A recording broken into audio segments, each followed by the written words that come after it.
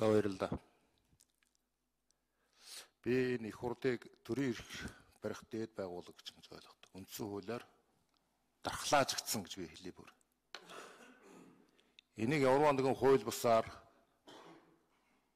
сэтгэлийн хөөрлөөр энэ үндсэн хуульд халдаж би болохгүй гэж бодож байгаа. Бүхмийг хууль эрх зүйн хүрээнд хийн.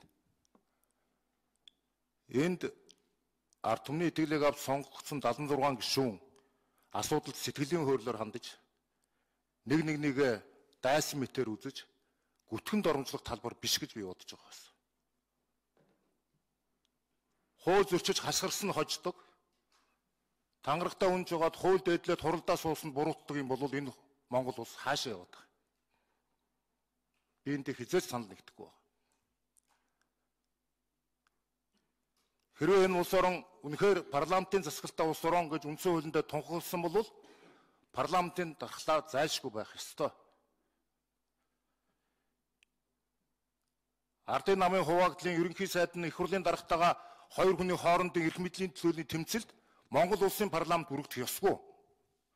Энэ дээр ерөнхийлөгч хагалж орж энэ асуудлыг шийдэх ёсгүй. Хэрвээ Монголын парламентыг авч үлдээ гэж байгаа бол энэ улсын хурал тарах ёстой. Ард түмэнд дараагийн дархлааг нь үлдээхийн тулд 76 гишүүн 76-уулаа энэ улсыг тараагаад их хурал тараад тэгээд ээлж тус сонгуулаа зарлах ёстой. Бид ингэж тоглож болохгүй энэ монголоор.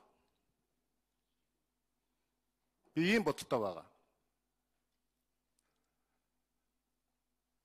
Өнөөдөр хууль оруулж ирж байгаа танилцуулж байгаа нь манай энх бол дарга. Улсын их хурлын дарга байсан.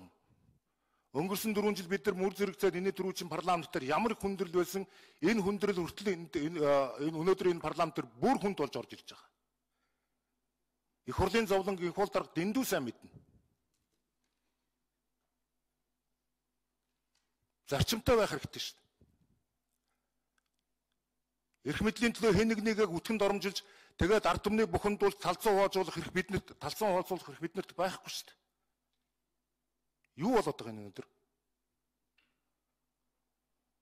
Нямдарч гişийн улсын их хурлын дарга байсан. Улсын их хурлын тухай хууль 2006 онд батлагдсан. Спикер гэдэг бол зохион байгуулагч, гэхдээ улсын хурлын дарга гэдэг бол үндсэн хуулийн дагуу бүрэн эрхтэй гэр томьёологдсон. Энийг нь нямдарч гişүүн ойлгоод 2006 оны улсын их хурлын хуулинд улсын их хурлын даргын бүрэн эрх гэдэг заалтыг өөрөө оруулж ирсэн шүү дээ. Дарга байх та. Тэгээ өнөөдөр яагаад энэний эсрэг яваад байгаа?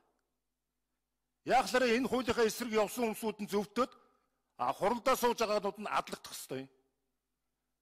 Зүгээр таанууд эрх мэдлийнхээ төлөө тэмцлийг таанууд өөрсдөө учраа ол энийг төрийг Монгол түмний хөлдөө битгий чир гэж би хэлмээр байна.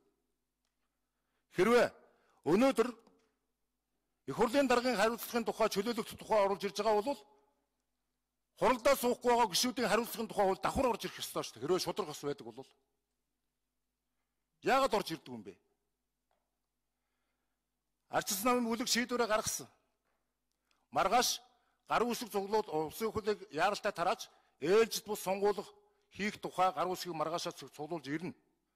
Батцандан гишүүндээ үнж байгаа гар үс зураараа.